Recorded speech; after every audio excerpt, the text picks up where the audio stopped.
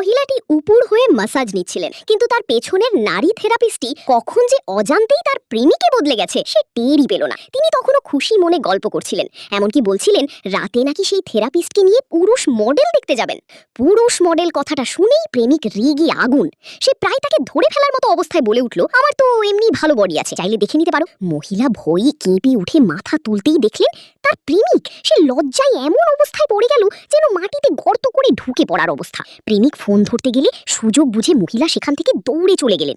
এরপর সরাসরি এক বারে গিয়ে পুরুষ মডেল বুক করার প্রস্তুতি নিলেন। সেখানে গিয়ে হঠাৎই এক নতুন ধনী মেয়ের সঙ্গে দেখা হয়ে যায়। কথা কাটাকাটির এক পর্যায়ে দুজনের মধ্যে মূল ঝগড়া শুরু হয়। তখন এক ওয়েটার মহিলার পানিতে কিছু মিশিয়ে দেয়। ভাগ্য ভালো প্রেমিক গোপনে তাকে অনুসরণ করছিল এবং পুরো ঘটনাটা দেখে ফেলে। ওয়েটার যখন পানি দিতে যায় সে ইচ্ছা করে কিছু টাকা ফেলে দেয় যাতে ওয়েটার সেগুলো তুলতে ব্যস্ত হয়। সেই সুযোগে সে 2 গ্লাসের অবস্থান বদলে দেয়। শেষমেশ যে পানিতে সমস্যা ছিল সেটাই সেই ধনী মেয়ে নিজেই খেয়ে অজ্ঞান হয়ে পড়ে। ওই মেয়েটা আসলে মহিলাকে অপমান করার জন্য এক উচিত লোকের সঙ্গে তাকে পাঠাতে চেয়েছিল, কিন্তু শেষ পর্যন্ত নিজের ফাঁদে নিজেই পড়ে সেই লোকের সঙ্গে